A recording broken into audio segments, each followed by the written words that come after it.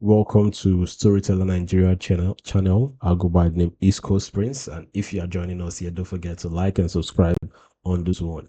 Yes, today we'll be highlighting something very surprising, to be honest, because we know that the whole saga with VDM and the Falanas is still ongoing. Even though everybody thought it has been done, it's still ongoing. And to my surprise, FEMI FALANA is taking more interviews, and this one was an interview with Sahara reporters. And in this interview, he said something very important and which was quite shocking, which is the VDM fans are threatening him and threatening him that they will do something to his daughters. That's crazy. That's crazy because one thing about this whole thing is one thing we know is that once song comes out and the person feels like it's a voice of the masses, there are going to be a lot of fanatics, and a lot of them only go by the mentality of their faith or of their person or their model.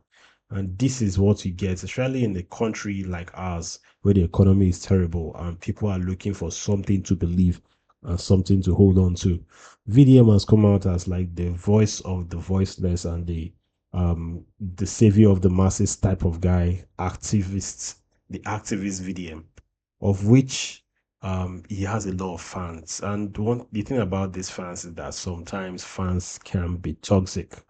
And it's a problem. It's a problem. Toxic fanaticism is a big problem in this part of the world, and not just here, even in other parts of the world. And if you see how bad this is how you just go through the comment sections in any of these posts concerning the Falanas and VDM, or just go to false comment section, then you see how bad fanaticism has kind of like rubbed on people and how bad toxicity thrives when it comes to fanaticism, especially for someone that advocates or presents himself like an advocate for the masses. So, guys, let's check this out and let's see Sam Falana talking about this situation and about his take on it. You know, we've highlighted some parts of it or some parts of from another interview, but this one is him talking about people, fans, so-called fans of VDM, threatening him and threatening his family, apparently. So, guys, let's watch. The only disturbing area in this scenario is the threat to me and one of my two daughters. Some of these guys who I believe are deranged. All right. Because it's from a sensitive platform, you can see that Instablock Nigeria literally blobs every so-called bad word there. So, but what he said there is that some of these people who he believes are deranged, basically the fans is talking about how toxic they are and how some of them literally don't have minds of their own and they may have a mental problem. Let's go. Dared me. If you go to court, we shall burn the office. Hearing that, you dared him that if he goes to court, they'll burn his office. Like, how has it gotten that bad that you guys can justify whatever wrong your so-called voice of the voiceless does, that you cannot go to the point of threatening Sam Falana that if he does anything wrong, you guys will burn his office, and even going as far as saying something about harming his family member. Let's go. They have also sent messages to one of my daughters that if your father goes to court, we shall kill you. I beg your pardon. In this country. I just laughed and I asked my girl, don't worry, I will take it up. I've already taken that up. Because we must also let these guys know where we're coming from. So this is him just addressing the parts of fans trying to threaten him and his family member and telling him, sending messages to his daughter and also threatening him concerning the whole thing with VDM if he carries the case to court. So he is laughing and telling you that these people don't know where we're coming from. This is someone that has seen life when tough times were tough times. Represented Fela and Kulak Bokoti, represented criminals. He has been with the beasts, and this is someone that has gone through the jungle of the lions. Then now suddenly some people are feeling that they can threaten him. So he's just laughing because he has seen this before. In fact, he has seen worse than this before. So it's not new to him. But anyway, let's go and check out another video where he spoke about VDM and VDM's action concerning him calling his name out and falsely accusing him on a tape. Let's watch. But if you look at that tape very well, I think the guy was alleged to be sane. First, I said that my father will help to write a letter or whatever. But Nigeria being very corrupt, we may need 10 million naira. He didn't say he was going to give me 10 million naira. In the so-called private discussion with somebody, it was somebody else who now decided to interpret the recording by now saying, oh, I'm disappointed that Falana can take 10 million naira to write a letter of pardon. Oh, I used to have respect for him. So it was totally uncalled for. And I said this in my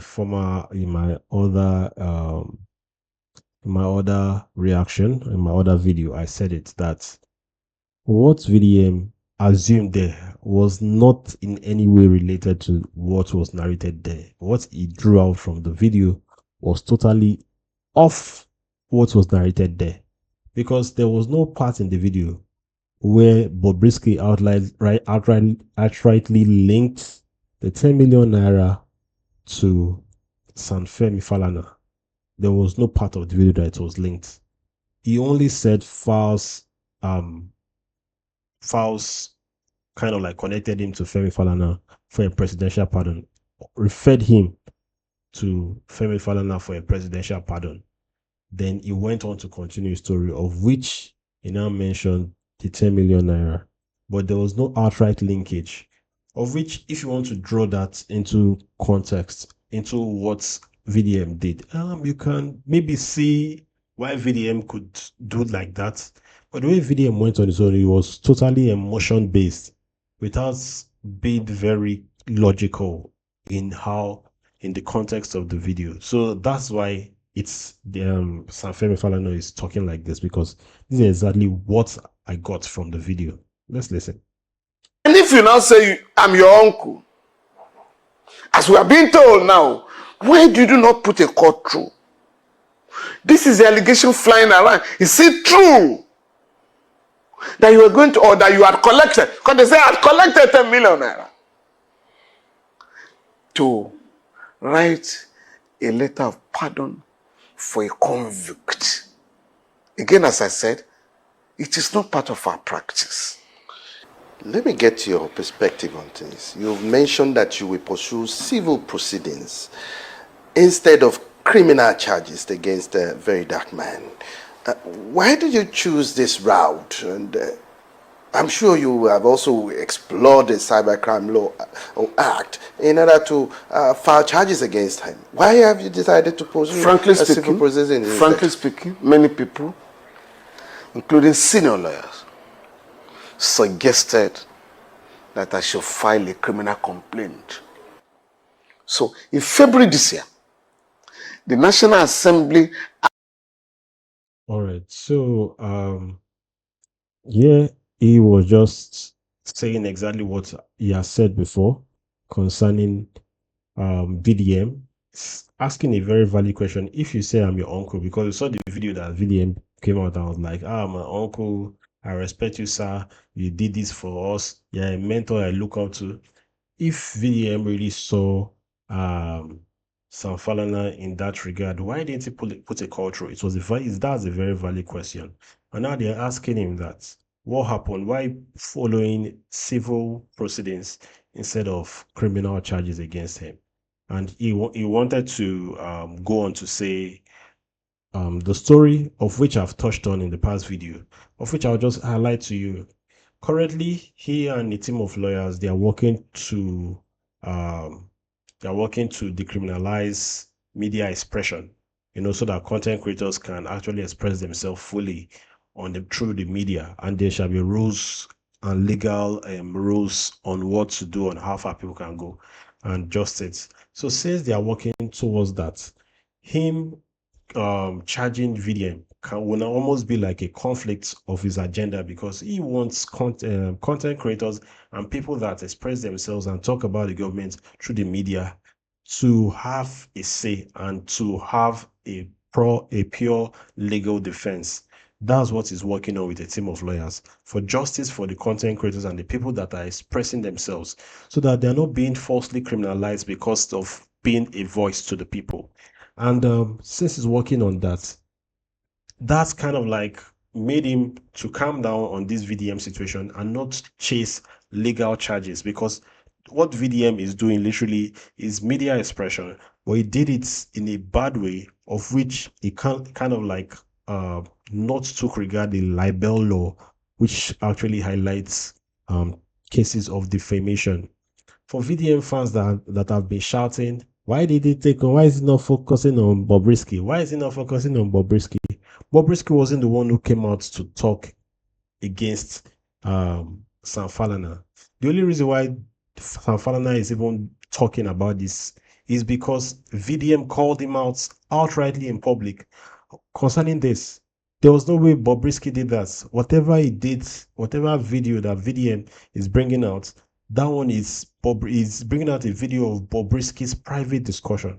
It was not a public video that Bobrisky did. So this fight is not with Bobrisky, but rather with VDM. He has no issues with Bobrisky. He has no legal ties to Bobrisky, except Bobrisky tomorrow decides to make him his lawyer. He has nothing connects him with Bobrisky in any way.